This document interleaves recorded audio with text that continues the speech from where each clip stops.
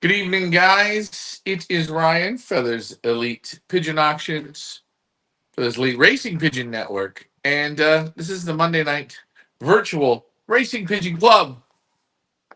So, in the next hour, we are going to talk everything and anything to do with pigeons, pigeon racing, and hey, whatever else you want to talk about. But do me a favor, don't be shy, participate, get your fingers going. You can be a keyboard warrior for this one. Like, share, and subscribe.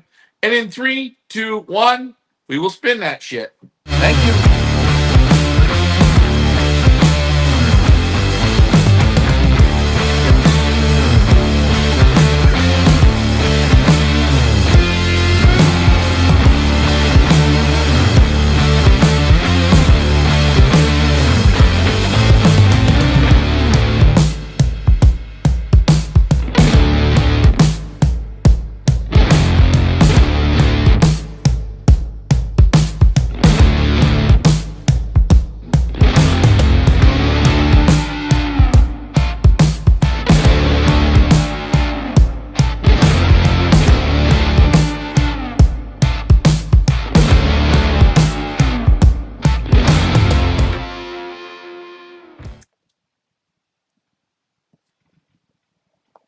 Oh, Oh, Monday. We're Monday. back. We're back again. It's Monday. Monday. Happy Is it Monday, Friday yet? everybody. Happy Hey, Monday. Happy hey, Monday. happy Happy Monday. happy Happy. Memorial Day to all of our American friends watching today. Hope you guys had a fantastic long weekend. Let's see who's in the house here, Ryan, before I head back to you. Cape Ann 12 JP. That's a new name over on YouTube. This is Happy Memorial Day. I will be listening to this while I'm grilling. Perfect. Fantastic. Nice to have you on. I hope you enjoy your barbecue. Michael Peebler says hello over on Facebook. Nice to see you on, friend. Now I know we are on YouTube and we are on Facebook. For some reason, YouTube closed a poll about the peanuts. So now I gotta reopen the poll because we only had 2 people so far vote in our poll over on YouTube. So I'm going to open the poll back up over on YouTube about the peanuts. Send it back over to you, Ryan, and when it's open again, then I Mm. will let everybody know what today's poll is. Poll question. So, Ryan, back to you. Well, I'm going to be perfectly honest. I love salted peanuts. Okay, salted are great. I also like the peanut M&Ms, but I really like peanut M&Ms when I'm flying, just because I'll get them with a salty potato chip, and I'll put them together. Normally, I'm sitting and I'm eating one chip and one peanut M&M at a time, and I'm really savoring it. Now, if I was by myself doing that, I'd be handfuling the peanut M&Ms and like stuffing in the chips. But I'm just gonna let you guys know I absolutely love peanuts. I even like them raw, like boiled peanuts. If you guys have ever had boiled peanuts, man, those are really good. Now I know this show's about pigeons, but boiled peanuts, salted peanuts, uh, when they're coated in the candy, those are good too. Or they're like the I don't know the honey or whatever.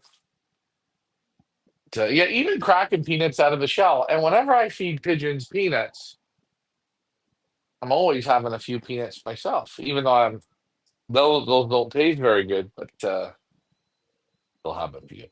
Anyways, I know there's comments in there, and guys, like we said, don't forget to participate. A man there, he's working the barbecue. Listen, this show's gonna get you fired up. Just don't burn the shit. Don't overcook your meat, please. If you overcook your meat, just you're not welcome on the show. We like meat to be cooked properly.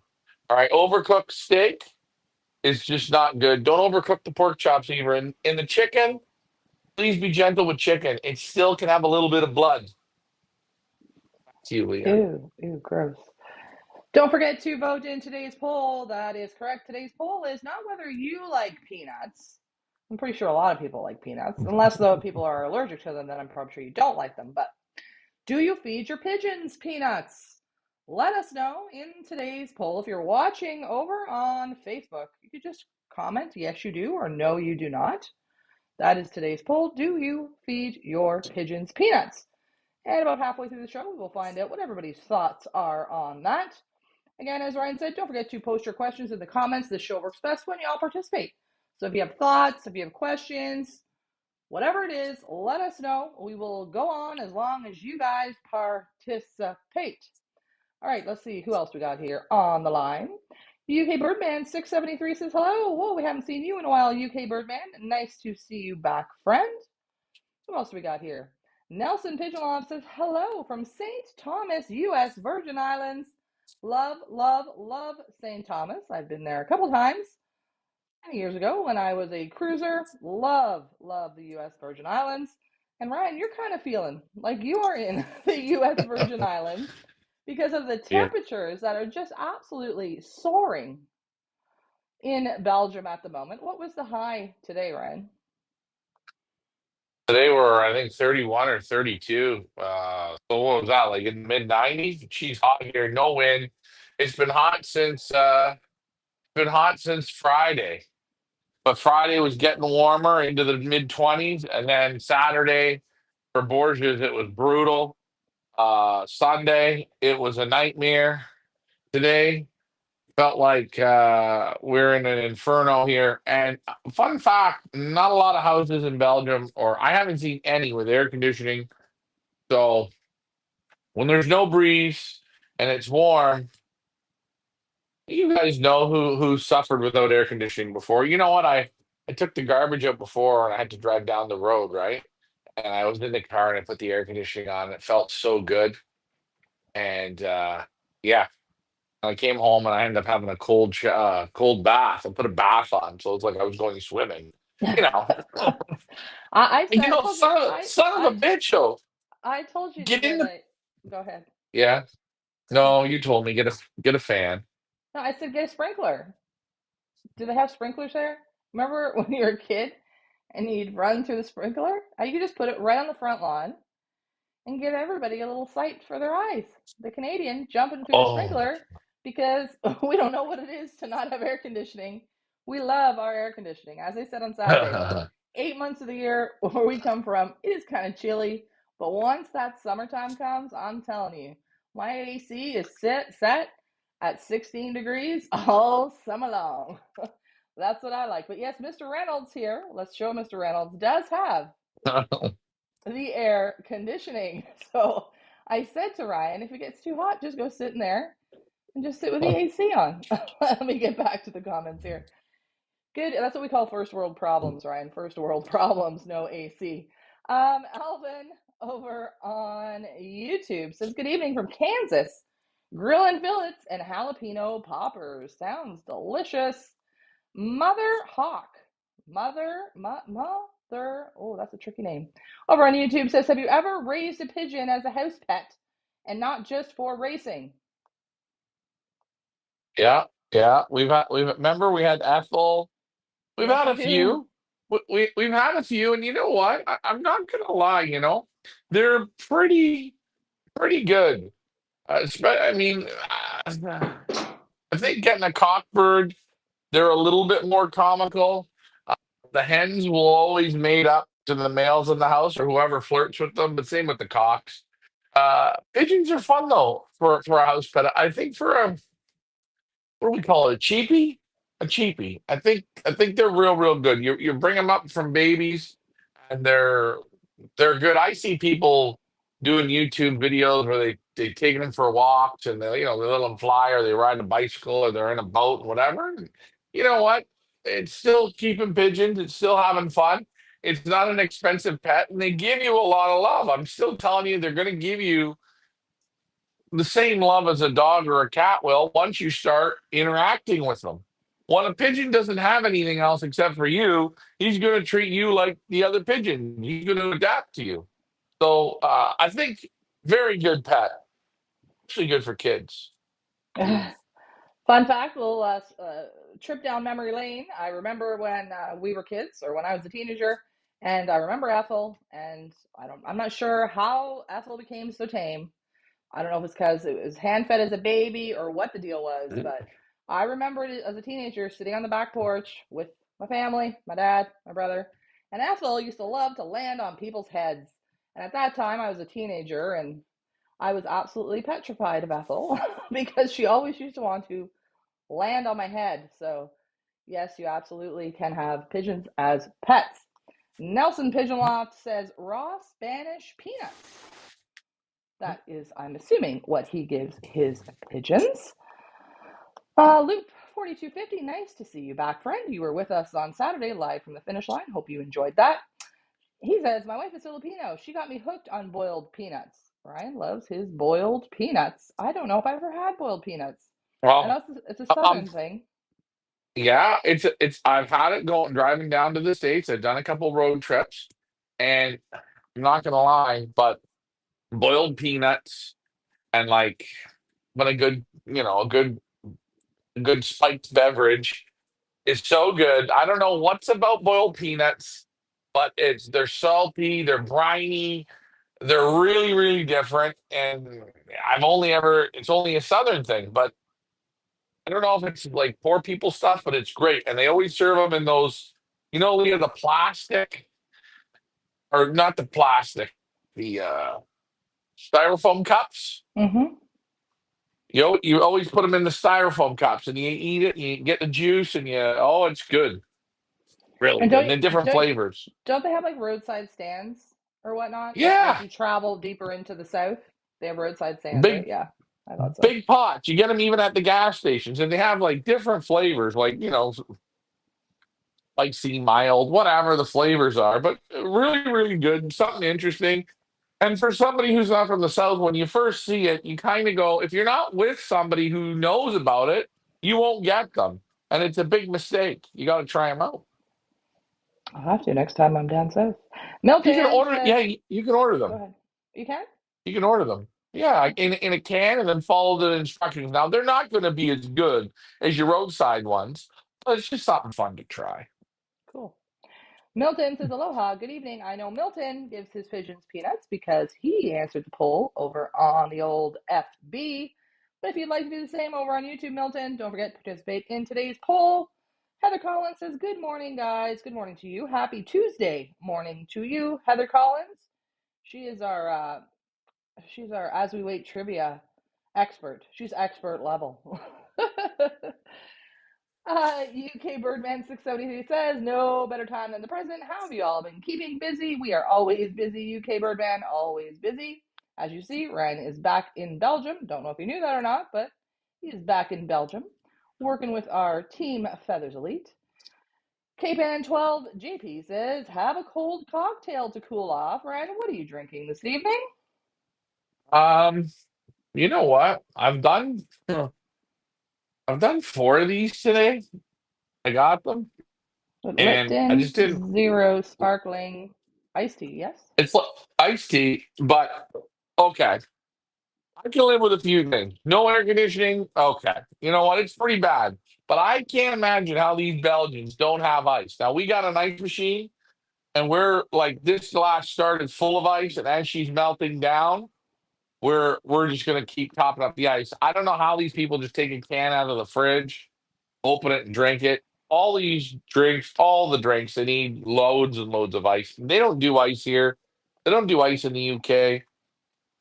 They don't do ice in Holland. I just shake my head backwards. Guys, it's frozen water. It's great. It doesn't dilute the drink, it smoothens the drink out. Back to you.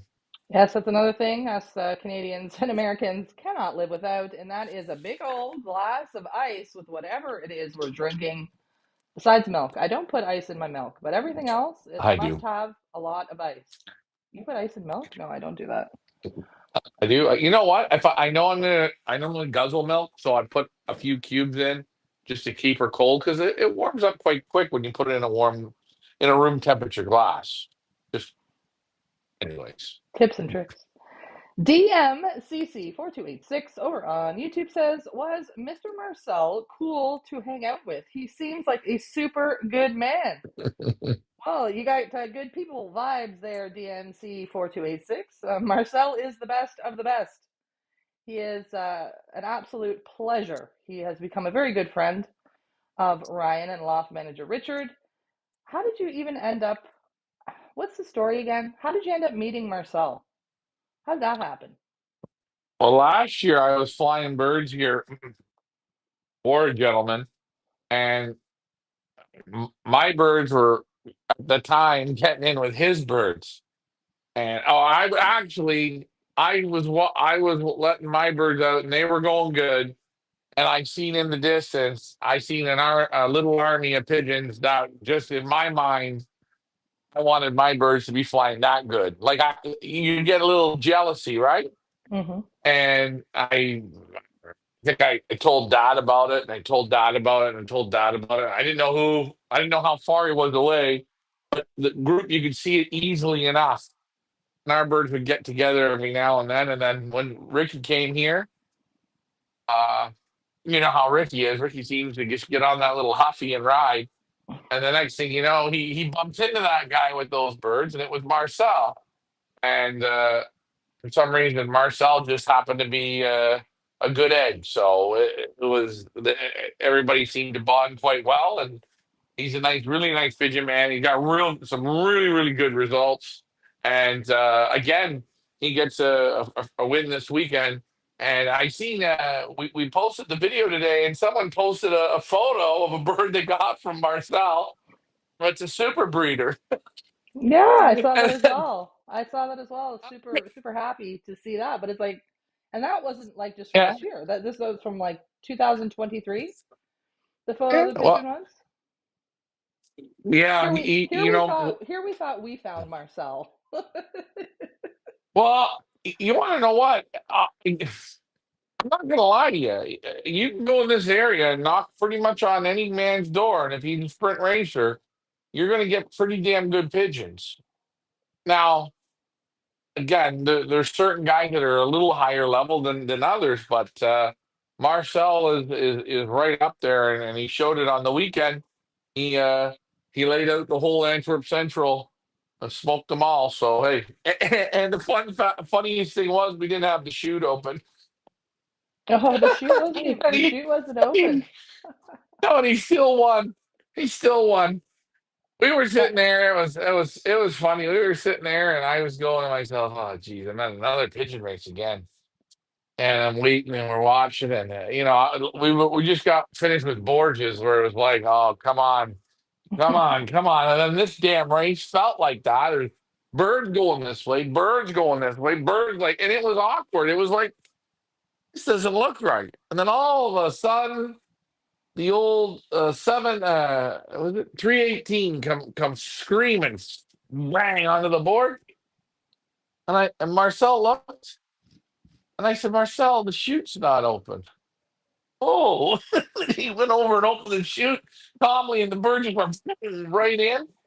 And he won the whole central by 4 seconds. Had he had not opened it, he should have won it by more, but he did good.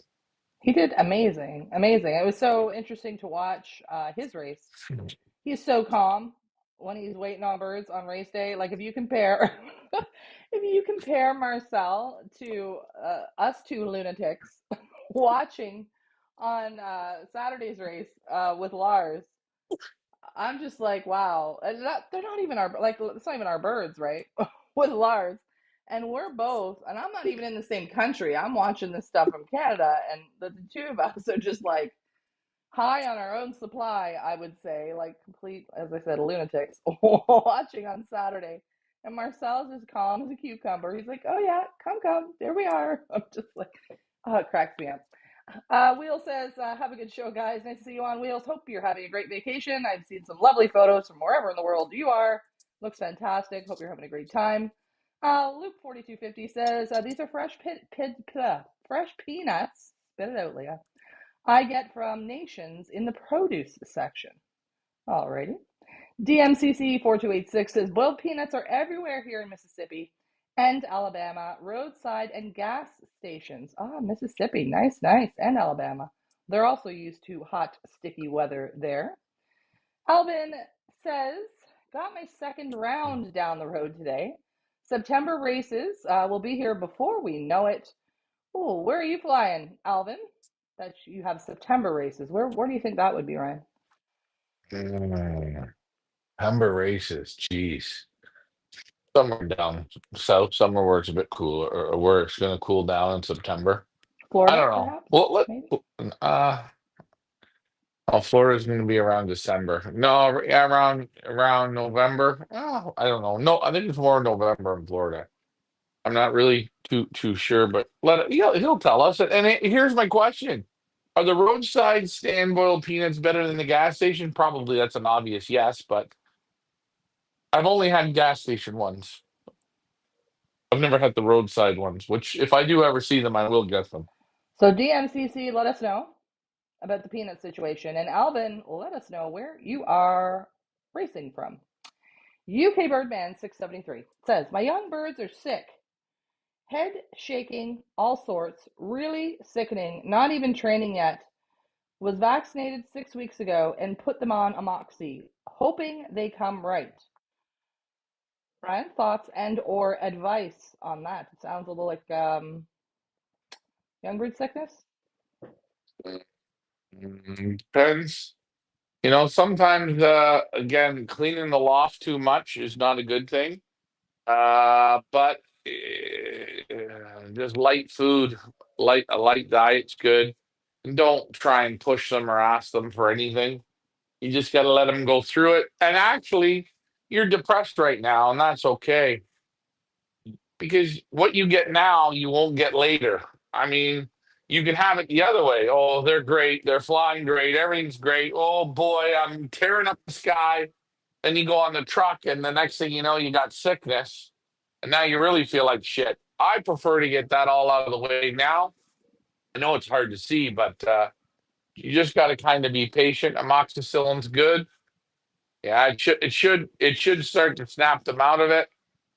Uh, just light diet though, and yeah, your amoxicillin, it's going to work or it's not. Whatever doesn't want to come out of it, put it in the bin. Waste of time.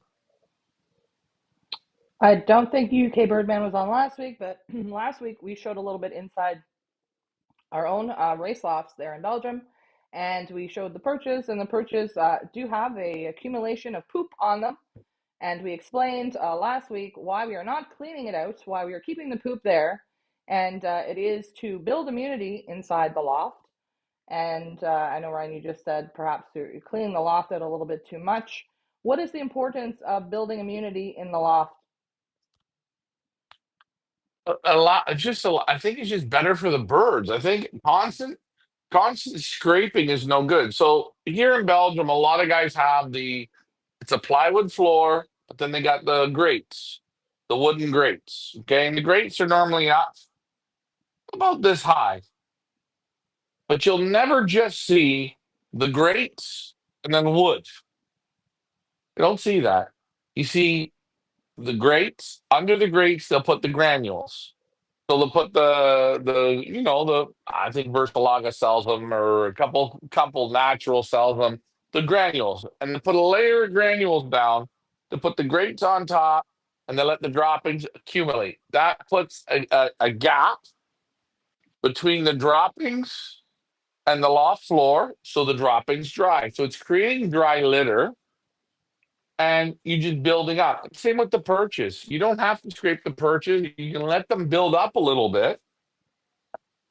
And I think it's just sometimes it's a little bit better. Now, if you're going on YouTube and Facebook every day,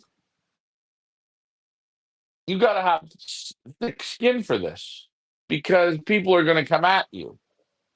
Prime example, Leah, you seen Rick Herman loft, right? Yes, it is. Shithole. Not knocking it. No, I'm not knocking it. To the OCD people that got to have it clean during, oh, that's terrible. Well, he's got a super result. His shithole's working. Look the best. Everyone that wants to see pristine scraped boxes and scraped floors and blowtorch la da dee dee dee dee dee. But he's kicking ass with it, and it's just the loft has an immunity to it that his birds are immune to. Now you go and bring other birds in from your buddy or buy them at an auction, a young bird auction, and put them in. It might not live, but you got to build a little bit of loft immunity. Fun fact, talking about that. I remember in our early days, we represented a flyer by the name of Jacob Portvliet, a fantastic, fantastic flyer from the Netherlands, who unfortunately had some lung issues, whatnot, whatever. Continued to fly. Anyway, we represented him at the beginning when we first started out. And it was just when we started doing loft tours. I'm sure when you go back on our YouTube channel, you'll be able to see Jacob Portvliet's loft tour. That's when we were just starting with the loft tours, probably like, I don't know, 8 years ago. And because of his breathing issues and his health issues, he had his wife in helping him with the pigeons. Fantastic flyer, fantastic results. And I remember that was one of the first loft tours that we did. And to the unexperienced eye or the OCD eye or I don't know, YouTube trolls, it may have looked like, oh, that's a dirty loft. That's a dirty loft. And I remember getting comments on his loft tour about people saying, "Oh, that's a dirty loft. What a dirty loft." And I was insulted for Jacob. I was insulted because we were just getting started, and I thought it was so lovely that these breeders were welcoming us not into even into their homes, but allowing us to come and film inside their lofts. I mean, this is a man who's literally been flying for 60 years of his life, top, top, top in the Netherlands, like top, top, top. And how dare you sit on your couch and criticize this man who, but it's just, and then I got a thick skin and I said, well, a lot of people are idiots and, opinions are like assholes and everybody has one. But speaking of Rick Herman's, that brought to mind about Jacob Portley. There's a reason for it. There's a reason for it. Yeah. There is, and these guys, they might clean their loft out every year, and they start every year with fresh immunity. They want to build a fresh immunity. So, but like I say, the commercial look, like I'm gonna say, watch Pipa, and they have those rooms where they show you their holding rooms for all their birds. Everything on automatic conveyor belts, blah blah blah. They have to have this. They have to. They have to have everything wired, everything the way they do because it's it's it's public. They got public coming in there, public, public, public, right? They're it's commercial, but again, same thing like Patrick Brooks. I'm not interested in cleaning a loft. I'm interested in racing pigeons. That is the simple thing. Winning cleaning a loft doesn't mean you win races. It doesn't. It just means you cleaned your loft. I agree with you 100%. We've represented breeders who will literally vacuum their loft every single week. I remember Marco Mattis from Germany. He has a good system Mhm. there. He vacuums his loft every week. And then, there are breeders who don't. They do it a different way. And as you always say, there are many different ways to bake the cake.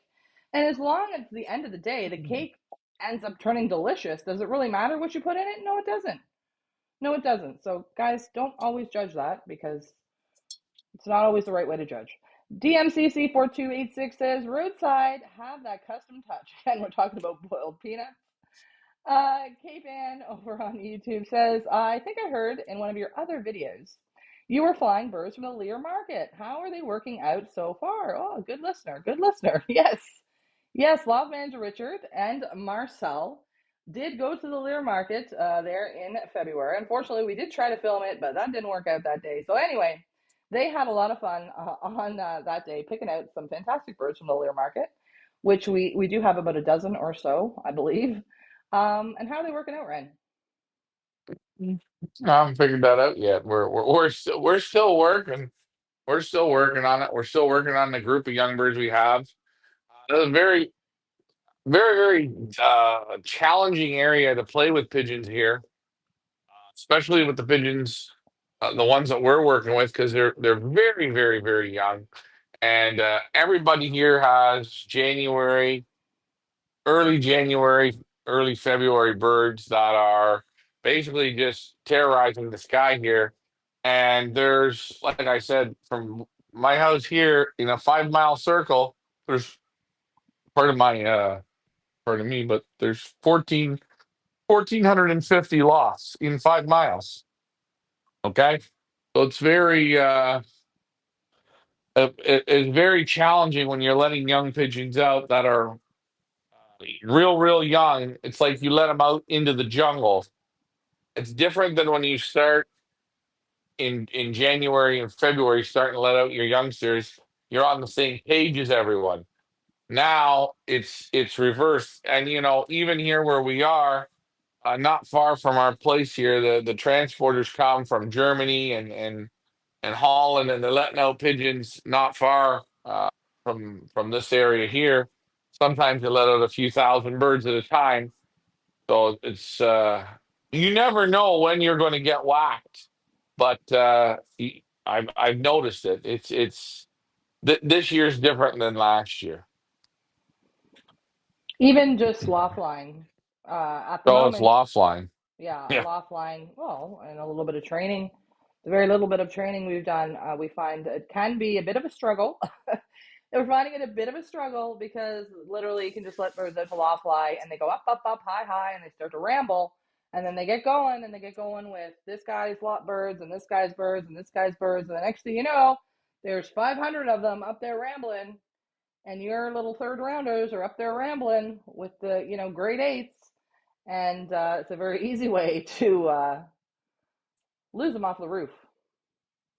So it's a bit of a challenge, I would say, at this stage in the game, a bit of a challenge, but we're getting there. There's there's there's no way around it. Now we have 30-degree days.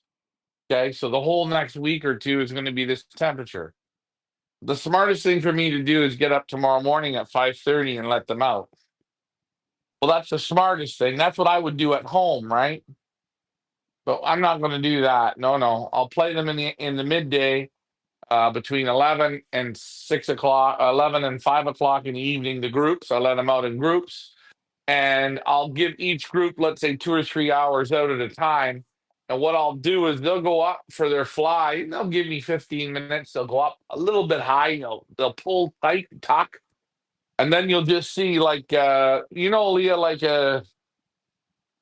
like all of a sudden, like, the battery's dead. They just come down and their arms are out and they're going, God damn it, we're cooked. We're cooked. What the hell, right? Meanwhile, at 5:30 or 6 in the morning, I let the same birds out. They would go up and they'd go 45, 50 minutes, but they're going to get in with everyone, because all these guys are Marcel, 6:30 this morning, Sorrel, 6:30 this morning, Robin Van Leuven, 6:30 this morning, Brett Lambrechts, again, 6:37 this morning. Right there, I can throw stones and hit lofts. So I don't want to take the young birds and blow them away. I rather push them in the heat where I know right now nobody's really playing at that time, but they get an opportunity to build strength in the heat. Because when they come down after their first fly, I have a drinker on the board and I let them go to the drinker. Because the first thing is I lock them out. They're going to be locked out for their time. I let them out, kick them up. They normally go up on their own, but hey, make sure, tell them, let's go. I'll put a fresh drinker out. I'll let them do their flying. They come down, they can sit on the roof, sit on the board. They all go to the drinker and have a good drink. And I'll give them a half an hour and I kick them up again. And I let them do their thing. They'll come down. Some will have a drink. I go in the house and I'll look, and they'll go off the board themselves and they'll land. And you know what? I'll look and say, oh, it's time to get you up again. Get them up again. Get them up again. And you'll see as you get them up, as you get them up, as you get them up, they start to build the pain resistance to that heat. Don't bother them nearly as much. We'll do this here in the heat for the next week or so. Then I'll move them a little closer to the morning time. So that way, if they get into some trouble, they got a little more resilience to the heat. And just letting them get a little stronger, a little better, because I've still got youngsters that are squeaking that are flying 45 minutes, and I've already run into a few problems here, and it's just the pigeons are very good, but they're very green, and green means mistake can happen like this, and you can't when they're up there, you can't tell them, hey, watch where you're going, because once they're up there, old Mother Nature, she's going to take care of the rest for you. Exactly. So we've recognized this and we've recalculated and rethought of a strategy on how we can just slow down a little bit. We're in no rush. We're in no rush. slow down a little bit and try and make it work best for the pigeons that we have at the ages we have and the abilities that we have. So, like Ryan said, we don't end up having an oopsie and losing them all because it is very, very easy in that area to do that. I know there are people out there who hate to hear us say this, but where Ryan is in the most competitive area for pigeon racing, I would say, in the entire world. Okay, he's in the Berlar area, he's in the de Montferrand. As he said, there are 1,400 lofts in a 5 mile radius, and these are not just everyday Joe Flyers, okay? This is the best of the best of the best where he is there in that area. So we just got to be careful what we do, and that's what we're doing. Let me get back to the comments here. Alvin says he flies young birds in Kansas. Nice, nice, nice. DMCC4286 says our club here in North Mississippi starts young birds in September, obviously for the heat. UK Birdman says I scrape out once a week. All the scraping goes on the floor. Only scraping out now everybody to monitor the droppings because they're sick. Speaking of Mhm. monitoring the droppings, I mean, I don't know a lot, but I've been around a while. What color are the droppings? What kind of form are the droppings? What color are the droppings? Are they really loose? Are they loose and green? Let us know in the comments because that might be able to help us. I mean, I think he's got young bird sickness, but hey, what do I know? Quentin Framery Pigeon says, hello, my friend. Hello, nice to see you on. Noel Rain says, it's a hotbed to race. Yeah, absolutely. Absolutely is. Absolutely is. Heather says, how are you doing with the birds of prey there? I don't think we had any issues with hawks. Not that I've heard from No, you. they talk about hawks here. I don't know. They talk hawks, but I don't know. I don't really see it. I don't see it as bad. I mean, I'm sure there's some spots like Lars says he has them there where he lives more in the woods. This is more of an open area, and I think it's a little bit better. I think every area, I think if you have more trees, you're going to have more hawks because the hawks can go into the trees and it's different. This is a little bit more open. It's more farm area, more open fields. So I don't really notice it. And the pigeons are normally up high. They're either up on the roof or up on the board there. It's fairly high, but I don't see hawks going over here ever. A little bit. I had it last year. I think I lost two or three babies to hawks, and then I didn't lose any more. And this year, I'm not gonna complain about any hawks. No hawks yet. Lester says, good evening to you, friend. Nice to see you on. That is quite the profile picture you got there, Les Gerard. Ah, some people's profile pictures, they crack me up. DNC4286 says, June, July, and August are brutal with heat and humidity. Oh, Lord, I can only imagine. I've been to Texas a few times, and I've never experienced humidity as I've experienced in Texas in my life. I do not know how you guys deal with it there. I could not. I mean, it gets humid here, but like nothing compared to down south. I could not deal with it. Same as Florida. No, thank you. I couldn't. I could not. Get back to the comments here. 5 and 10 lofts, 1,400 lofts in a 5 mile radius. Are they all in the same club being 5 mile radius? No, they're not all. It works very differently in Belgium. And Ryan, you might want to elaborate on that. You know better than I do. There's clubs everywhere here. Yeah. There's all different clubs. There's sprint clubs and you can like here. I think at my house here, I think it in sprint racing. I think it can belong to three or four clubs. And again, I don't understand it enough yet, and I don't know why. But I think they spread out the clubs to make it easier for guys shipping. But like, okay, for instance, last week, Lars club, he he went to ship for that national. He got there at 7:30, and he couldn't get his birds on till 9:30. He stood in line for 2 hours, Well, and and the when he rule, got there, sorry. there was 20 guys or 25 guys ahead of him, and And the bar was packed. is it not the rule that you have to put your birds through before you can go to the bar or something like that? Or isn't there some rule where you Yeah, go put your birds through and then you go to the bar? Because yeah. You put your bird.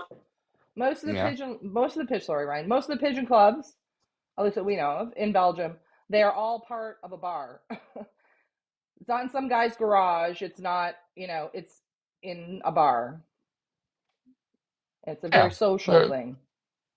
yeah, it's social. So you stand in line, you put your birds through, you get your papers, and then you fill out your sheet. Then you submit your sheet to the secretary in the club, and that's normally in the bar. And you do, then you sit down with the guys, I guess, and have a drink. But yeah, there's a lot of clubs around here.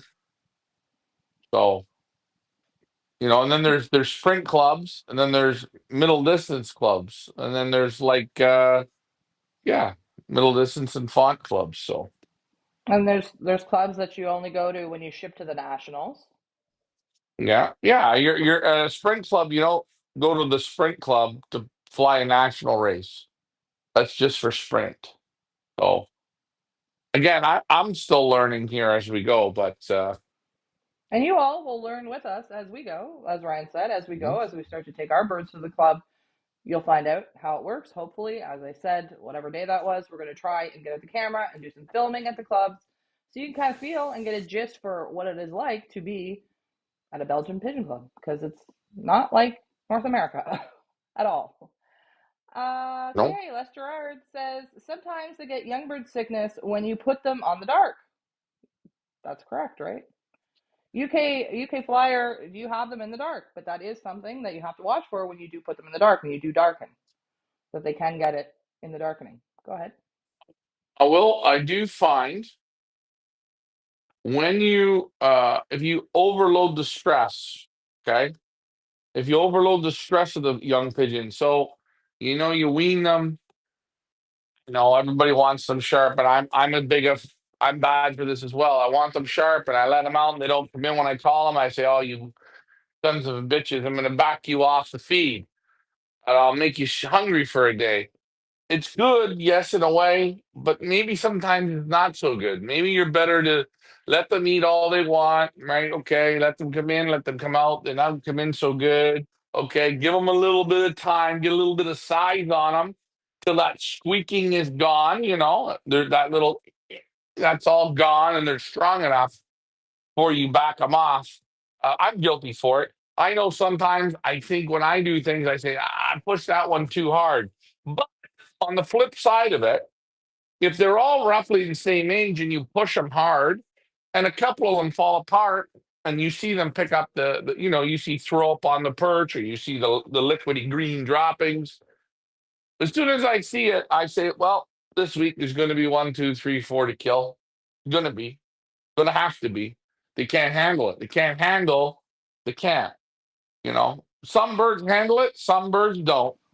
But darkening it does add a stress, backing them off, asking them to fly. Three or four little things push the system a little bit too young, and you'll see pigeons that crack. And when they crack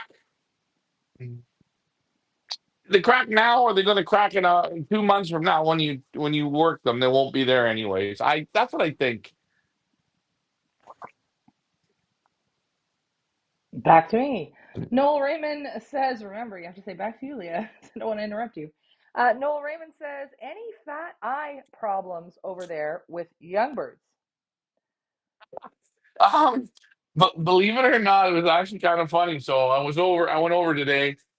And I do want to talk about this week's Pickbird, guys. You guys watch, and we got something really special this week. It's a double coming up. But talking about fat eyes, um, and I was over at Marcel's today, and we had I did some filming, and he said, "Oh, do you want to see the gift from Stefan Lambrix I got?" And I said, "Oh yeah, yeah, sure."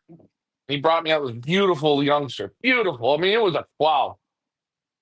And when I looked over top of him, looking down at him.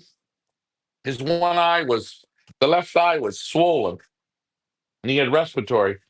Marcel says, "Yeah, that's sometimes the young birds get it here. Well, a lot of the time, the left eye, they call it the left eye gets wet, and the nostril is a little bit silver, like it's inflamed." And he just says, "Well, I just use what does he say he likes to use? He just feeds them light.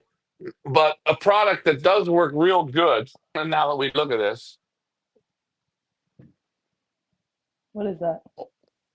uh, uh, there, wait, oh, Linspec. yep. Okay, do tell. Now this here is for good for the respiratory. If you get that, you just give them a shot into the neck. If it's real, you take the liquid and give them a drop or two in the eye, right into the eye, and clears it up just like that. But this time of year, the birds get it, and you'll always see it on the left side. I don't know why. There you go. There you go. Hopefully that helps. Jonathan over on YouTube says, too bad we don't have that social aspect here. Oh, amen, brother. Amen. You know, here in Canada, where we are from, originally from, we've got them doing club races or special races, and right on the flyer, it'll say, do not do not bring alcohol. Do not bring beer. This is a family event. What?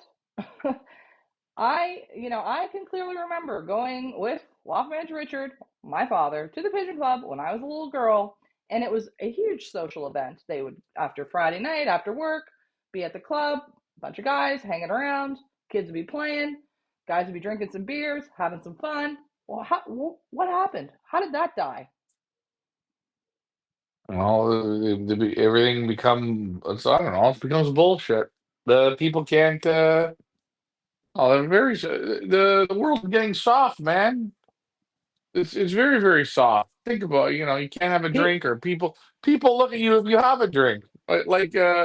Meanwhile, meanwhile they eat 7 bags of potato chips. Well, he drinks a bottle of whiskey a week. Yeah, well, you eat 3 bags of potato chips. What's the difference? oh yeah, Oh no. it is absolutely ridiculous. People would rather spend more time sitting on their couch on their telephones flipping through videos or whatever it is that they do than actually going out and being social with people. Because being social with people, everybody's pointing fingers. Oh, look, he's doing that. Oh, look, he's too loud. He drinks too much beer. He smokes too many cigarettes. Her skirt's too short. Guys, get over it. Get Mhm. over it. It drives me absolutely insane. Anyway, yes, we wish we had that social aspect here in North America. Maybe in other parts of North America, maybe in the States it's more. I don't know. But here in Canada, it is dead. It is dead. They've killed it. It is dead. You're looked bad upon if you like to have a beverage or two. You're looked bad upon if you smoke cigarettes. You look bad upon. It's just ridiculous. Anyway, I'm getting off that soapbox, or I'll be here all night on that one. UK Birdman 673 says, no, no, he does not have them on dark, no, not got them on darkness. Natural youngsters. What's confusing to me is that one of them is showing all signs of paramyxo, 6 others, not so bad, a bit of balance loss, etc. The rest of the pigeons look fine, still early. Good product to have the birds on. It's Van Robi's. It's the Health Balance, and I have a bottle in the garage. I can show that. Okay, it's good. It's good for the guts. You put them on it right away. Give it to the parents when they're breeding. When the birds come off it, give it to them a few times a week. That Health Balance. It's a good product. It lines the guts. Is it a miracle? No. But the one with the paratyphoid, you're not going to fix it. And if you fix it, it ain't going to do nothing. So just go out there, get rid of it. And if you have a hard time doing it, just have a couple stiff drinks and away you go. I mean, hey, you're not going to fix those ones. Those ones that are showing a problem, they'll never come out. I've tried. I've tried so many times, and you just have to say, bin 100%. I mean, to you. it happens. UK Birdman, don't feel down on it. Don't get depressed on it. I know it can be depressing. I know it. I know it can be. But for instance, Feathers Lead Breeder, the Morris family, they were doing great last summer, and all of a sudden something came over their loft, and they could not fix it, and it ruined their season. Now, how depressing is that? But you dust yourself off, pick yourself up, and keep going. And it's good experience for Yeah, you too. and he's a professional. And he's a You got professional, no results last year. The birds were a wash. 100%. Anyway. So we feel your pain, UK Birdman, but just keep going, friend. Keep going. Noel Raymond says the social part of pigeon racing is long gone here. 30 years ago, it was brilliant. Most of old hands RAP now. Well, exactly. I think everything was a lot better about 30 years ago, 20 years ago. I don't know. Shit started to get weird. I don't know when. Probably around, I'd say like 2010, maybe 2010. And then like shit really started getting weird in 2020. But I'd say, yeah, 2010 ish. Things started to go down Yeah, the toilet bowl. yeah, or yeah, once we hit the 2020, like once we hit the year 2000, Yeah, or I'd start say that's 2000. where that's where the decline hit. But and again, all the real old pigeon men, they're long gone. Those guys were most of the guys were the immigrants that came from these countries: Belgium, Holland, Germany, Scotland, England, Ireland, where they were different, right? They were pigeon men. Now we call them new generation pigeon men. A guy like Hamilton Lou. I call them they read the book because they can read a book. They're pigeon men. They know more about pigeons after 6 months than you knew your whole life, and it's just a bunch of shit they read in a book that they ain't never experienced. But now they start talking to you. It just doesn't work. It's very hard. And not real flyers. Back in the day, guys raced in not the best weather. Guys said, let the best bird win. It was different. Now this is all candy ass horse shit. You got it. Oh, soft kitty, soft kitty, soft kitty. Forget it. That's where it's no fun. Anyways, back to you. Agreed. Loop 4250 says, unfortunately, it's a different world in North America. It absolutely is. That's why I'm leaving. Well, good luck to you, friend. We hope it's a little better for you over in the Philippines. I know Ryan and Loft Manager Richard really do see the difference from Canada to Belgium. It is night and day difference, not only just in the culture, just in how people are, their way of life. The pigeon men, it's just completely different. Well, Les Gerard says everyone to their own. Well, yeah, Les Gerard, we do wish that was the way, but it doesn't really seem to be the way nowadays. It's not everyone to their own. Everybody's got an opinion. Noel Raymond says, oh boy, do you, Sadat, Sadachol, Ryan, or what do you think of it? Sadachol? Sadachol. Yeah, I it's a don't tricky know. one. I don't know what Do that you, word means. I don't know either. Noel, explain yourself, friend. Explain yourself. We're not sure Oh. what that means. Well, Or maybe I'm reading it no, wrong. not $65 words. No, this is the this is a low grade show. No, come on, man. Jesus Christ, Saskatchewan. I What is consider my, that? I don't know. I consider myself a fairly good reader, but I'm not sure what that means either. Could you Guys, help me imagine? out here. Help me out here. Could you imagine if I was trying to read that? What would have happened? I'd have been lost for hours. Do you Sadachel? Sandsquanch. I'd have thought he would have said Sadachel. Sandsquanch. I I'm don't gonna have to. know. I have to Is Google that that a one. purse? Is that a purse? I don't know. It sounds like a yoga pose. Okay, Brandon Jackson, nice to see you back. Says no one in the U.S. carries health balance. I tried to find it after Stefan's video. No luck. Brian? Oh well, yeah, you gotta order. Yeah, I don't know if you can order it directly from Van Robides in from Belgium. I don't know. It's a good product. It's like a milk fat, and it lines the stomach with like it's good. I'm not the salesman for it, but it's a product that a lot of guys use here, and I've used it. I know Kurt used it, and it works. It's good for the youngsters. Give it a few times a week. Yellow drops on the feed a few times a week. A little bit of Vercon in the water 2 times, 3 times a week. And then even some of the milk protein on the feed. And again, you can get that to stick with yellow drops. You can get that to stick with even with just water, but all good products. But health balance, yeah, I don't know if you can't get it in the U.S. It's funny. Van Robi's isn't big in the U.S. I'm not sure why. Even the products, I'm sure someone's got to have the products. Have you checked Jed's or Siegel's or that guy there in Indiana there, Viking? Anyways, back to you. Andrew Craig says, just spent 4 days in San Diego with John Timmerman. Fantastic. We talked about the social aspect among pigeons. That's one thing the race in November is about, bringing people together from all over and enjoy it. Absolutely. Hendrik, will you be there in November? Because if you are, you will see Ryan there. We will be bringing you live coverage from San Diego in November. Hope to see that you're going to be there. And if you are there, make sure you pull Ryan aside and say hello and take a photo, and maybe we'll get an interview with you. But yes, I would say absolutely. That is one thing that I know John Timmerman is very big on, and that is keeping the social aspect of pigeon racing going. In his one loss race, that's why he puts on a really nice spread there in November, because he also recognizes the importance of it. Our community is getting smaller and smaller, and I think it is important that we bring everybody together for the sport that we love.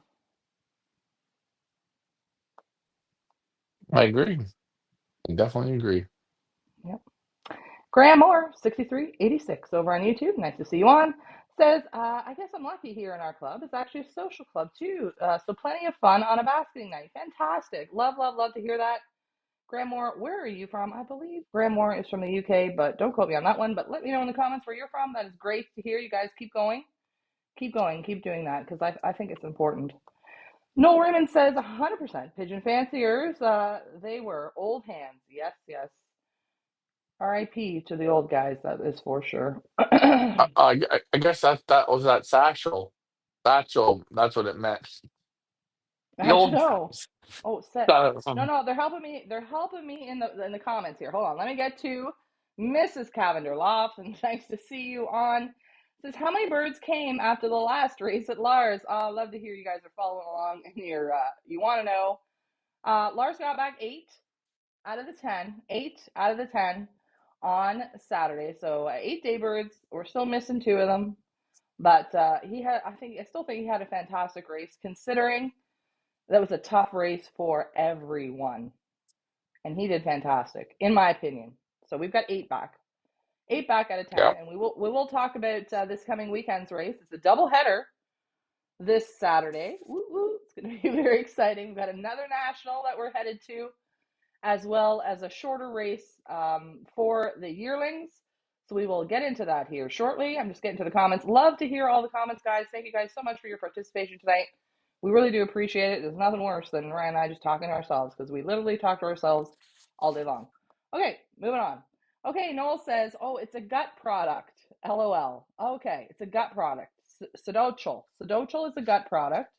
Okay, Graham Hmm. says it's pronounced Sedochol. So I think I was saying it right. Like, is it Spanish? Sedochol. Have you ever heard of it? It's a gut product, Ryan. No, I never heard of it, but maybe it's in the health balance. I don't know. I didn't. I've never looked at the ingredients. There's so much stuff to look at. I just sometimes you look at what most of the guys use, and most of the guys are using health balance. They'll use the Hype 100 to recover certain products you see the same top guys use. And you don't sometimes really have to over question to start using that product, right? Read it a little bit, but again, in Canada, where we are, you get no product because the government shit. And if you try and bring the product, you get in trouble. So well, I'm not really up to date on product, but I'm learning as I go. Learning as we go. Learning as we go. Ace's High Loft Racing Pigeon says, Ryan, do you see guys using the Tolman Forte? I have seen it several times in your loft tours. They ship it to America now. Paulson? Tollyman Fort or Forte. T O L Yeah, I M I N Fort. yeah, I see it. Yeah. Yeah, you can get it here. You can get, I mean, you can get anything here. Yeah, there's guys that use that as well. Same with Beldasol. They're using that. BS from DeWeert. A lot of guys use BS. There's a certain, I'd say, 5 to 7 products that you'll always see. And if you just even go through the loft tours, you just write down the products whenever they say a product and see how many times you get, uh, Belgasol, or you get the Tolson product, or you get Yellow Drops, or you get, was it, we were just talking about the product there from Van Robice. I can't remember the name, but you know what I mean. You just listen and Health see what the balance. products are. You Health balance. That's right. So you look at those things, and then you see. You. Sorry, I'm just having some mouse issues at the moment. Not like actual living mice, but my mouse on my Oh, on your compute. computer. I have to go and get new batteries for it. Okay, Hendrik Craig says he will be there for 10 days. Fantastic, fantastic. Ryan can't wait to meet you. Graham Moore, Northern Ireland. Okay, I knew you were somewhere over there. Northern Ireland is not part of. Is Northern Ireland part of the UK? Yeah, Northern Ireland is part of the UK. Southern Ireland, I think, is not. Don't shoot me. I think that's right. I don't know my geography very well either. DMCC4286 says, do y'all like, say, pharma products? Karma. Pharma.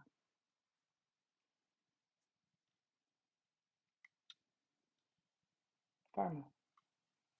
Do you know? I don't see a lot using it. Okay. Maybe I'm wrong. I have to see the packaging. I'm a visual person. Sorry. Sorry. For Christ's sakes. All right. All right. Ah, I'm a visual kind of guy. Come on. Keep in mind, guys, it is.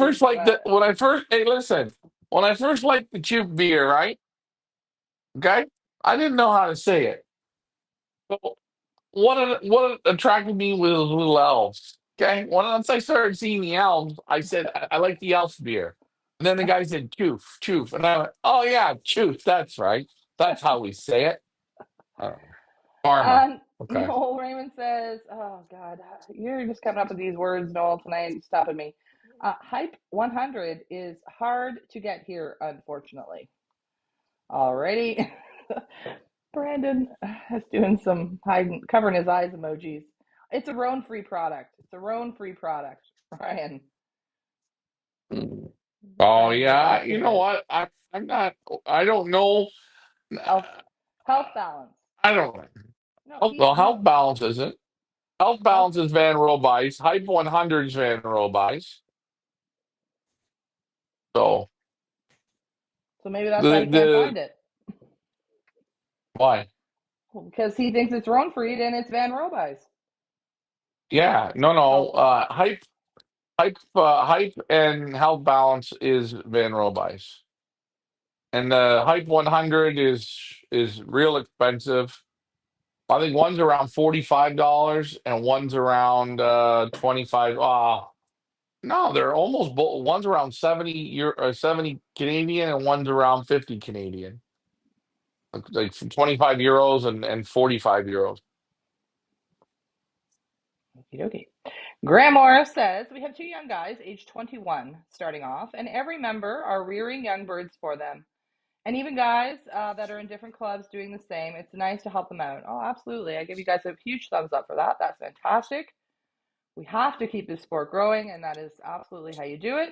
Because once they get hooked on it at 21, odds are it'll be a lifelong passion for them as well.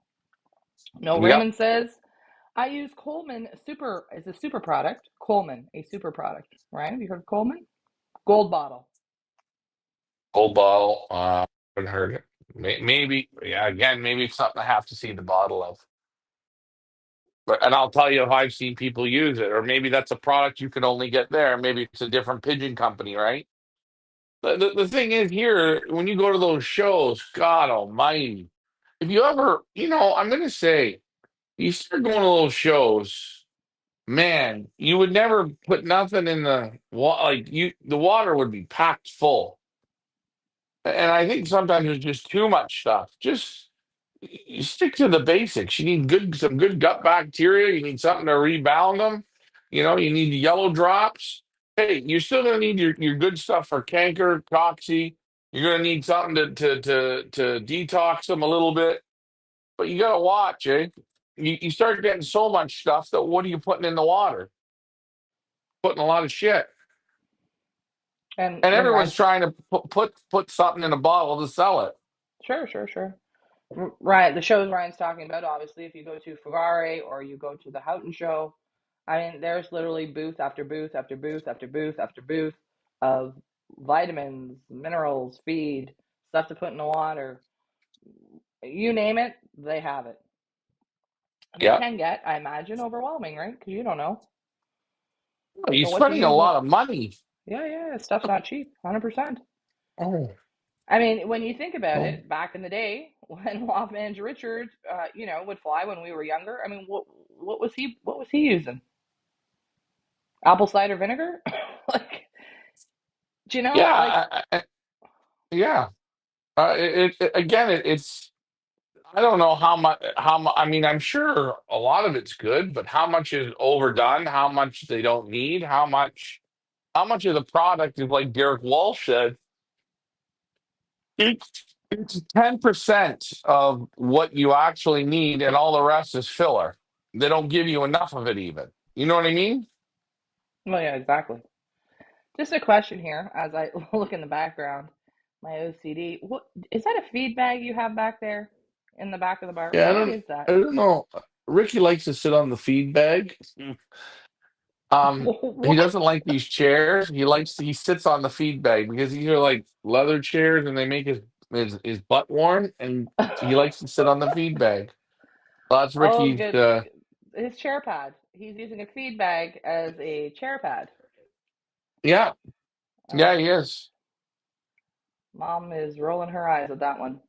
Okay, Yeah. UK Birdman says, I know a few people using the Say or Cest products, and they highly recommend them. I guess that's Is it the, Cest or is it Crest? I don't know. I'm not sure, guys. Help me out here in the comments. Help me out. DMCC4286 says they make yellow drops. Who does? Coleman? Maybe that's what he's talking about. We Oh, do is he have saying Coleman or Common? Coleman. Coleman. Coleman. Come on, man. I Give me a don't break know. here Listen, tonight. I got five. I buy yellow drops in a 5-gallon pail. Oh wow, wow. Oh wow. You you should see when I give them yellow drops in the water. I count about. I take like take a bottle like this. Okay, and this is I like drinking this stuff. Okay, just on ice, and I take a small pin and I put a hole in the top. And Leah, the only way it comes out is when you squeeze it. Right, it comes out like rocket ship. So I'll fill this bottle up with yellow drops, and when I give the birds water, I just squeeze until the water looks so fluorescent green. I say, okay, it's good. Same thing when I use it. I use it the same thing if I'm putting it on the feed. Same thing if I put bleach. I fill one of these up with bleach. I write bleach on it because I have done that before, eh? Like an oopsie? Oh yeah, yeah, Yeah. yeah, yeah, Ugh. yeah. I had it in the kitchen here one time for carp there, the vacuum cleaner. Yeah. That's how I would get the bleach into the vacuum cleaner. Was using this, right? Because it has a little hole. But I was using that in the bath water or in the whatever, and it works really good. You fill it up with the product, and if it falls over, it for some reason the small pinhole, nothing comes out unless you Now, squeeze. can you overdo the yellow drops? Can you ever overdo the yellow drops? I don't know. We don't know. I don't know. I don't think you can. I Like you mean, can't. hell, it's just It's natural. You can't like OD them on yellow drops or anything, right?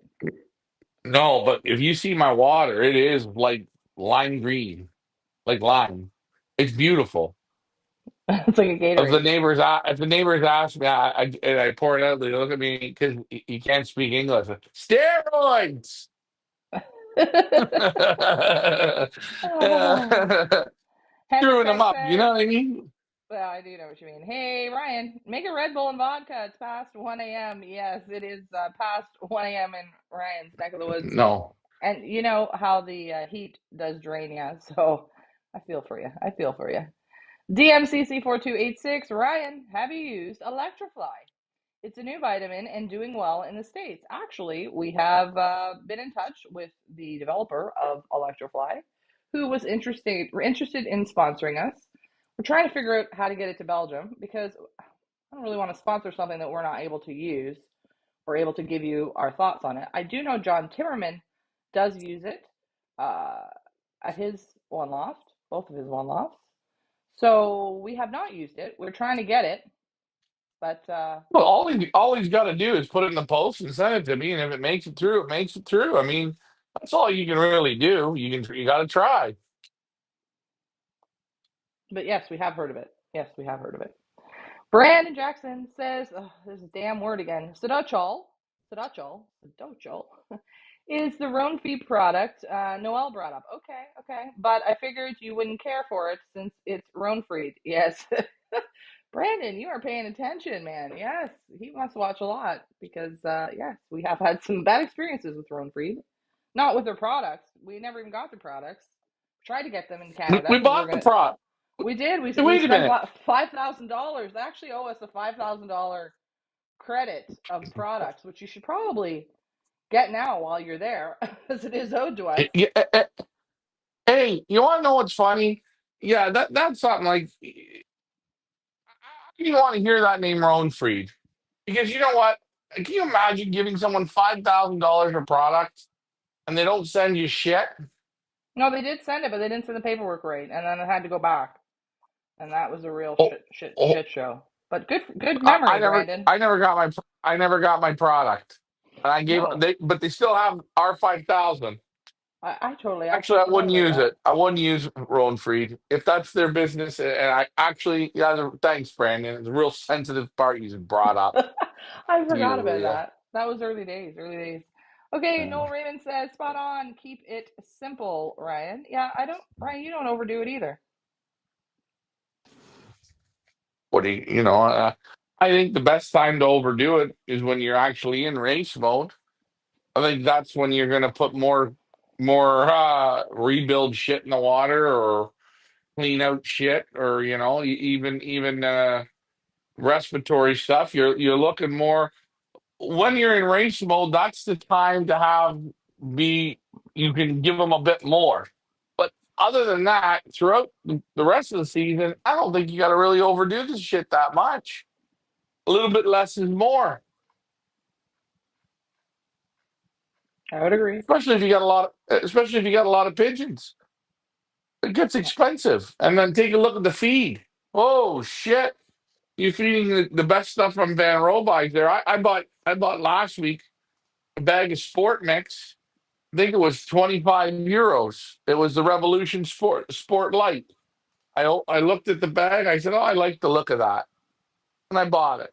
And then I have full corn, a whole bag of peanuts, and I got one cheap breeder mix. I mean, it's $12 a bag. I'm just kind of working on that. Cape Ann 12 over on YouTube says, what is the name of the big pigeon supply store over there? You did a tour of it and they shipped to the US, Doiven World or something like that. Tons of drinkers and baskets, antique timers, etc. Well, as you were talking, Ryan, I did find it here over on our website on the homepage, which let's just do it again here, Leah, because it seemed to go missing. Here we go. If you look, hold on, I just don't want this to keep going. Damn it, hold on. If you look on our homepage and you scroll down to our Pigeon Boss Tour section on our homepage right here, and you scroll down, we did take one of our tours there, and it's right here. If I could just enlarge this, Doiven World. That is right. They are in the Netherlands, and they have a fantastic store where they sell all kinds of stuff. And yes, there's some photos of it. I think we also did some YouTube videos of it. You can check with them. I believe they do ship to the US and they got all kinds of stuff, right, Ryan? Doiven World. Yeah, yeah, they do. Yeah, all kinds of different stuff. I can't figure They're out how to nice pause people. this damn thing. Yeah, they're great people. Fantastic. They actually opened for us, I think on a Sunday, just so we could bring our tour through. Yeah, it Yeah, was nice of them. And they're always at the Houghton show and the Fugare show, and they'll have the biggest booth, the biggest one, they have because tons. there's Yeah. Feeders, tons. drinkers, you You name can it. even, you know what? You can even get sliding doors, like the tracks, the proper tracks, like that you would use. You go to the Home Depot and they don't have the shit. You're like, where is it? Like, I don't know. Like, where's this type of track? Oh, we don't have that. But Doiven World has this. Yeah, they're fantastic. Highly recommend. You can check them out, like I said, on the homepage of our website, BesleyPigeonAuctions.com. Scroll down to the Pigeon Boss Tours to the first album, and you'll learn all about them. Noel Raymond says, excuse me, garlic can't be beat. Oh, yes. Loftman's Richard also loves the garlic. Cest. We're going on about the cest. CEST. Noel says CEST. I do not know. Oh, UK Birdman. The first one you said, cest, sounds like cest. I don't know. Maybe it's my accent, my lisp. I don't know. I'm not sure, guys. Seth. Everyone's correcting me. Cast. Maybe it's cast. Cast? Maybe I'm saying it wrong. I don't know. Y'all get the point. Okay, To Jason me, it's a Gaelic. stupid name. Nice to see you on. Says, I juiced lemon, orange, garlic, and ginger. Ooh, nice. I made cubes and froze them. I use 3 to 4 cubes per gallon of water. That's it for me. No fancy product. Oh, that sounds like a good idea. Sounds like all good stuff in there. Hmm? I remember Dad used to make some kind of mixture. He used to put it on leave it on the counter, and I think sounds like a lot of that kind of stuff that used to go in it, when I Yeah, recall. yeah, that's right. UK Birdman says, I like to use acids in the water to lower the pH and Mhm. chelated minerals. Keep it simple. Worms canker the basics. That's about right. Brandon Jackson asks, how often do you use the yellow drops on the youngsters? I use the yellow drops. I get it at least once a week on the feed, and I give it once a week in the water. And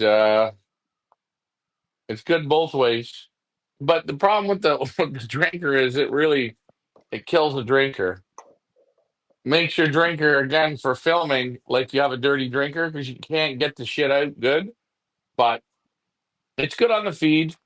It is good. And if you put it, problem is when you put it on the feed, you got to give it about a half hour to dry, and then don't mix it with a spoon. Don't go in there with your hands. Don't do that.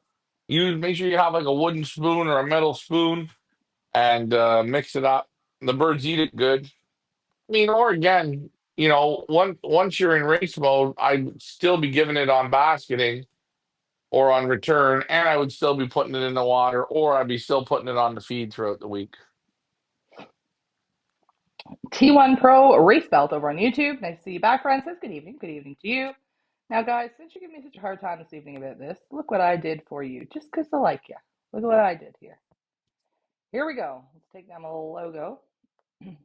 Now we know what you're talking about. It's right here. Can you see it, Ryan? Yeah, Seth. crest.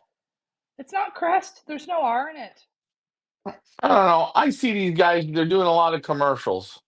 So let's I look. don't see anyone using it. Let's look. This is here. Okay, this is the products they have Mhm. here. God, Okay. more great words here. Trinoc, Natura, Magic. I mean, I can click on them and we can find out what it's all about. Amino Forte, BDC, Biotics tabs, Blue Salt. Is this a new company? I don't know. Electrolytes, I Energy see them doing Plus. a lot of commercials. Oh, Well, I don't see anyone I don't see any lofts using it. Like big lofts that I go to, I don't see nobody using it. garlic oil, fly power tab, healthy oil. I wonder where they're out of. Oregano oil. Remember Ropa? Do you remember Oh God. that? So you I haven't seen drank a it lot of that. out and about. I don't know where they're from. Well, I've seen their products, I've seen their advertisements, great, but I don't see big names using anything. I don't see bottles in the corner. I mean, not even telling me, just seeing them. I don't see them. Right, right. Okay, well, where are they out of? I So mean, I could keep looking on here and doing research, but let me know in the comments is this company out of? I don't know. It's the first time I heard of them. That's probably why I can't pronounce the name. David Tracy says, "Hello, everyone. Nice to see you on, David. Happy Memorial Day to you." Noel asks, "Ryan, do you use Javati grit and mineral there?" no, I just use the super grit from Van Roby's. We are I familiar with don't Javati even. grit, but yeah, I, we don't. Go ahead. yeah, I'm gonna use one. We use the Van Robies right now. Yes? Yeah, yeah, the Van Roby's super grit, and then we still I add a little bit to that, but it's a good grit, really good. Birds absolutely love it. They like it better than the Versalaga. Hmm, fantastic. Brian Hmm. Mansker says, good evening to you, Brian Mansker. Graham Moore says, it's not a cheap sport anymore. Well, I mean, I think it's like with anything, right? You can make it as economical or as outrageous as you want, depending on your budget and what you're willing to spend. Is it all necessary? I don't know. I don't know. Like I said, 40 years ago, from what I remember, Loftman's Richard was not using any kind of anything bought from the store concoctions. So I think it's kind of a new thing.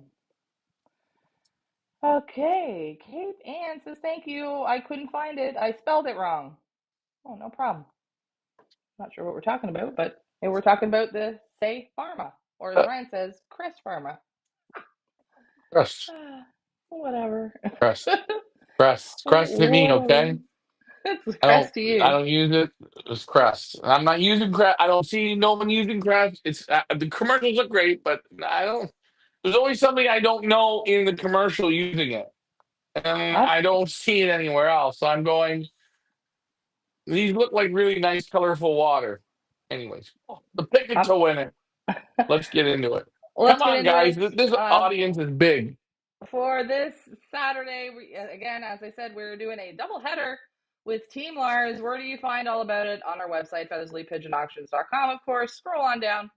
And the first thing you're going to find is our Pick It to Win It. And yes, we do have a double header. And if you scroll down, once you've hit view auction, you will see last weekend's race with Lars this past Saturday. Where were we? Of course, Bourges, France, 498 kilometers, 309 miles. If you're looking for last weekend's results, well, we've got them here. We've got 8 birds that arrived home from that race. We shipped 10, so we're down another 2 yearlings. We've got 8 now. This weekend's race, where are we going? Well, we're going to 2. Lot manager Lars has decided, because he does make the final decisions with his team. He is taking the yearlings to, and this is another one that I really struggle with the name on this one. How do you say it again? Mominier? Momin? How do you say it? Mommy, Momi. mommy. I mean, I'm Yep. pretty sure that's not even how you say it, but for butchering the name, we do apologize. Anyway, this is where we're taking the yearlings. We're just taking them for a little jaunt down the road compared to this past weekend.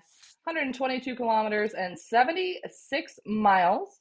There is a rule with the KBDB that you cannot ship pigeons to 2 nationals in a row. So we sent the yearlings this past weekend to the national Bourges. Now we have to skip a weekend with them, but we can send the old birds. It's the rule with the KBDB. You can't send them back to back to national races. So the yearlings will be headed to Momi. Again, 122 kilometers, 76 miles. And he has also decided that we will be sending 2 of the old birds, 2 old birds on the team. There's only 4. So we're sending 2 old birds to the national flight of Limoges, which is 666 kilometers, 413 miles. So, as I said, it is going to be a double header. How we've done it now for the pick birds for this one is since he is sending the two old birds, these are the two old birds that he's sending. The 885, which is the Godfather, also known as the oldest bird on the team, and the 502. Since there's only two of them, we still would like you guys to get involved in the pick bird. We're going to sell it in shares, so it's still $20 a pick. I've got 10 shares of the Godfather, 10 shares of the 502. If all 10 shares sell out, we can open it more.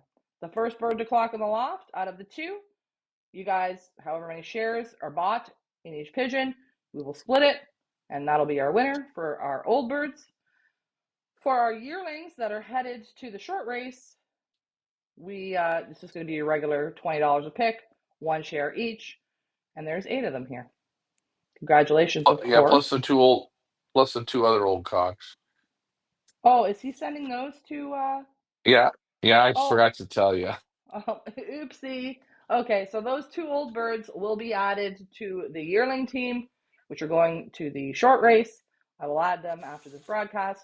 Congratulations, of course, to our lucky 13 who won it on Saturday, and to Cedarbrook 23 who won the Pickbird pot.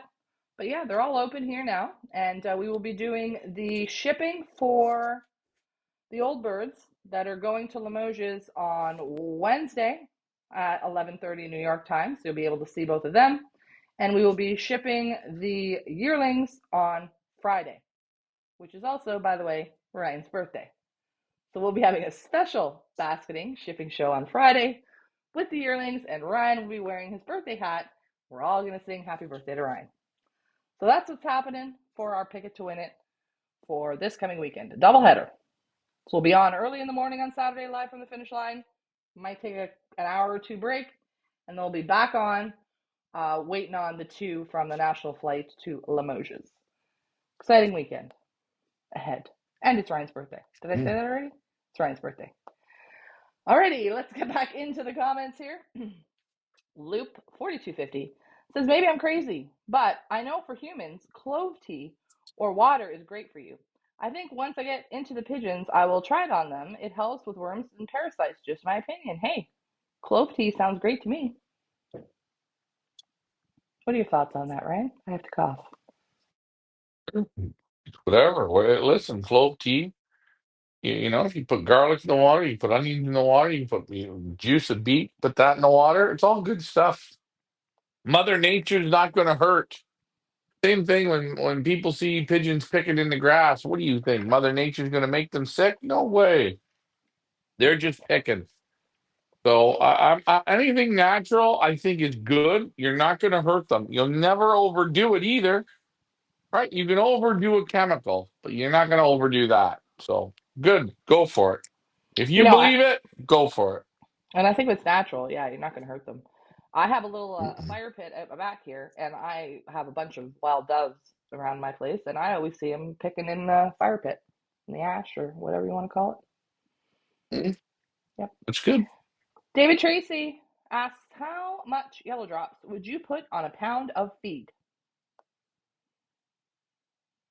I'm gonna have to mix it for you and show you. I'm Yeah, that gonna would be show good. you how I do it. I do it till the feed's coated.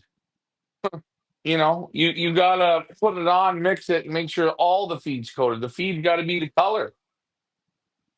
But you don't want in the bottom of the bucket there to be liquid yellow drops. You sort of, you know, uh, put a. I don't say put it.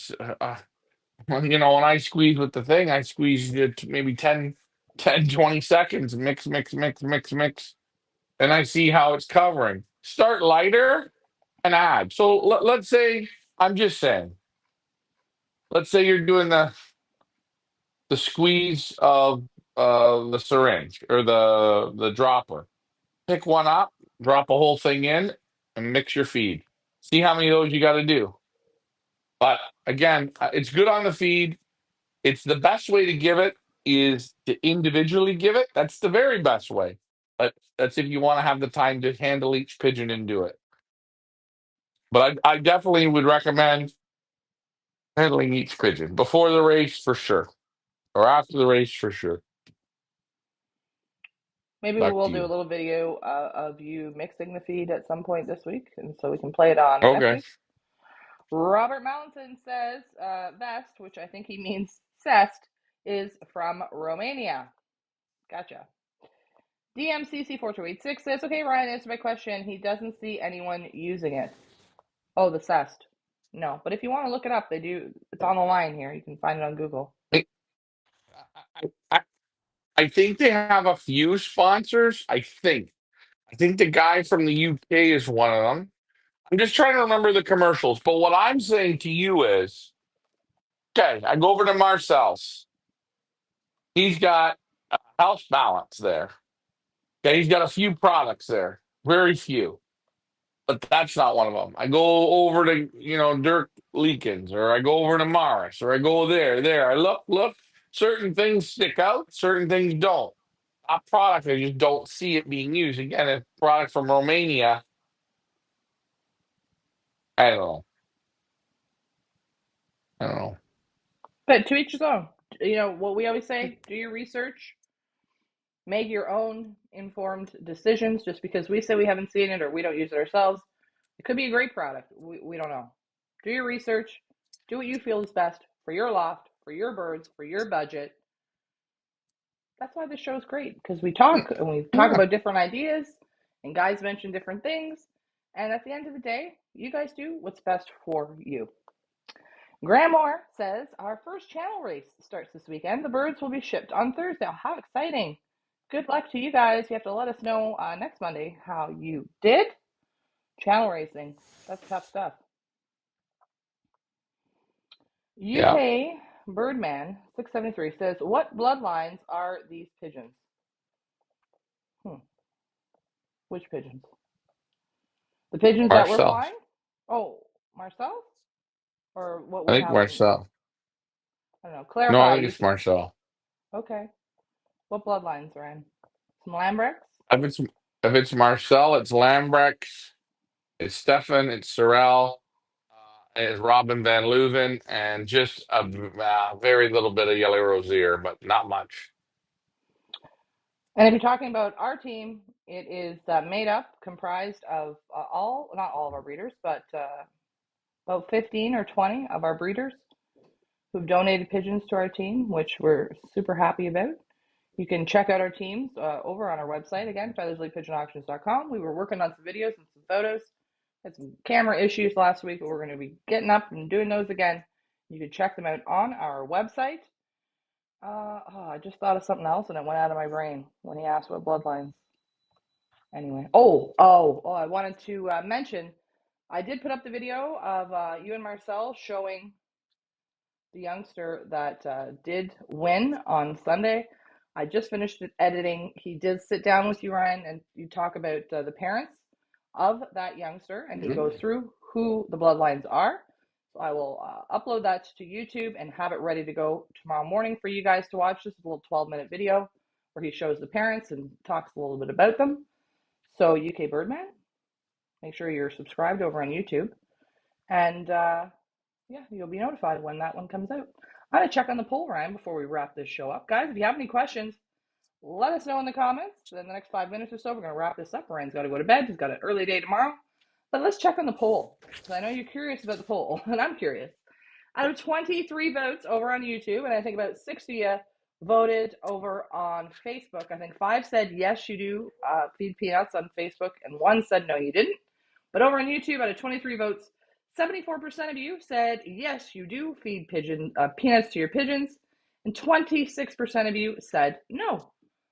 So, vast majority do feed peanuts. And what is the benefit before we go of giving peanuts to your pigeons? It's fat, but no matter how full they are of the regular dinner, you can always get them to eat peanuts. Once it's like chocolate cake, we can all eat a big turkey dinner, and you know what? We'll all still have a piece of chocolate cake. But if it's just like maybe a regular cobbler, we wouldn't have cobbler. But chocolate cake, we're not going to say no to it. You know what I mean? Or ice cream, maybe I'm going to say, no, I don't want any ice cream. But chocolate cake, I'm going for it. I got some room for that. Or a Reese's peanut butter cup. Who doesn't have room for a Reese's peanut butter cup? Or peanut M&Ms? We all have room for them. I don't want to talk What? about this. This is going to What make me depressed. make I you? want some of those. They'd be melted. They'd be melted by now in your house. But the benefits to them are it's protein, energy, a little extra oomph. What are you Fat. thinking? It's all fat. Oh It's yeah, all fat. fat. That's why you want it. It's all fat and it's a great way to load them up. But again, you're not using them at the short races. You're not using them. And if you're using them for short races, you want to use them at the beginning of the week, not towards the end. But peanuts are for the heavy working. Like what Lars just went through. Same thing what Lars is going to go through this weekend at Limoges. Yeah. We're gonna all go through it too because we're in it with two birds. There's the peeve. Michael Peebler asks, how far is Lars's from your place? 10 minutes? Lars is exactly 12 minutes. 12-minute drive. 12 minutes. Yep. I'll be there tomorrow morning to train his old birds. We're gonna take the four old cocks to 75 kilometers, and then the yearling cocks, we're gonna take them to about I think 50 kilometers. So we'll do two stops, and that'll be that Well, one fantastic. You one time. Yeah, you just open them going up. one time this week, tomorrow? Yeah, well, his cock's got to get basketed tomorrow. The two old cocks, those other cocks. They had a pretty hard go, so we're just ease them out. They like can't put no condition. All we can do is burn them. We don't want to burn them, so we just want to just rest them a bit and still keep them sharp. They might go. The young cocks or the yearling cocks might go on Thursday for or Wednesday. Yeah, they're probably gonna go Thursday for 26 or a 30 or a 50-kilometer stretch out one more time. Then they'll go to Momi, and then the next week, those yearling cocks will do their national flight. So we'll have more pigeons in the national. Ah. Excellent. Two more quick questions. The UK Mhm. Birdman 673 says, what do you think of late breads? What do I think of late breads? For racing, I think they're shit. I don't know. Take a look. Large bread, late breads. I mean, hey, he had a good result with one of them out of five, none left. You know what? If you breed 150, 200 late breeds, you're going to have one that's going to be exceptional, and all the rest are just duds. Normally, the problem with late breeds is they don't get the work, they don't get the time. By the time you breed late breeds, you're sick of pigeons. You're sick of young birds. You're sick of it all, and they don't get the same. They don't get the same loft line. They don't get the same training. They don't get the same anything, and there's something about them. They're just not the same pigeons. So I am for late bred if you want for certain pairs for breeders. I'm not a big fan of breeding around of late breds for racing. I think it's a waste of time. UK Birdman asks, no, what we're flying. So if you want to see what we're flying, again, as I said, we are flying donated birds from some of our breeders. You can head on over to our website, featherslypigeonauctions.com. Scroll down past the pick birds right here. And the next one up, you'll see our national race team. Click on view auction. And if you scroll on down, you will see all the fantastic breeders who have donated to our team. I've added all of their loft tours to their lots. And on some of the lots, if you click on, let's do Dan Rego. If you click on Dan Rego and you scroll on down, you will see that I have already added some of the pigeons that he donated to our race team. We've got videos of them. We've got photos of them. Oop, my mouse is dead, but you see we got photos of them as well. And got his loft tour. Can I use my... I hate using the pad thing. No, I can't. It's toast. So you can check out all of our breeders that have donated on our website. Check out their loft tours. Click on each lot. You'll see I've got about 12 uploaded so far of the birds that they've donated to us. But yeah, you can go on over there and have a boo. We're gonna have Uh, more. I gotta start doing the rest here this week. Uh, yeah, we should have 70 or 80 up hopefully in the next few weeks. There you go. Alex on Facebook asks, "What do you consider a late bred, Ryan?" Well, anything. It depends. Like here, we got a group of Van Lars. They're just starting to go out. They're not going to be. I don't consider them. I consider like late breds are like babies you breed in like maybe July or August. Those are real late breds. Something that's you're starting to let out now. I don't consider them late breds, but they're towards the end. I just say like late summer youngsters. Those are late breds that or you're weaning them in the end of September or October. Those are to me the just you either want a few of them for breeding or you don't want to. I don't think you want to waste your time racing them. I mean, hey, there's exceptions to rules, but I just think it's a whole lot of work. You feel good, but they're as dumb can be. They're dumb. Luke 4250 over on YouTube says, "Great show. It was nice. Have a good night, all. Leah, just call me Lou. All right. Next time I see you, I will call you Lou." Graham Moore says, "Great show tonight, folks. But plenty of questions." Yes, I want to thank you guys. Give you guys a huge round of applause. Thank you guys for the input, the questions, the comments, your thoughts. This is how the show is great. We've been on an hour and 40 minutes, which is fantastic. And let's keep it up. We will be back here again next Monday night for our virtual Pigeon Club. We will be back on Wednesday at 11:30 New York time for the shipping of the old birds headed to the Nationals on Saturday. Ryan will be back on Wednesday night at 6 p.m. New York time for One Loft Race Wednesdays with John Timmerman. We may have a special guest. We're not sure yet. We're thinking on it. Then what's happening Thursday? Are we doing anything Thursday? No. Thursday we're not doing No, shipping on Thursday, but Friday we'll be back 11:30 New York time to do the basketing and the shipping of Lars's yearlings and the two old birds that are headed to the short race on Saturday. Saturday we will be live at the finish line for our doubleheader. Oh, it's going to be an exciting, busy week here at Feathers Elite. We thank you guys so much for joining us. It's been a great show. We hope you have a great Monday. For those of you celebrating Memorial Day, happy Memorial Day. For those of you celebrating a bank holiday, which I think in the UK y'all have, happy bank holiday. And for us in Canada, it's just happy Monday, happy regular Monday.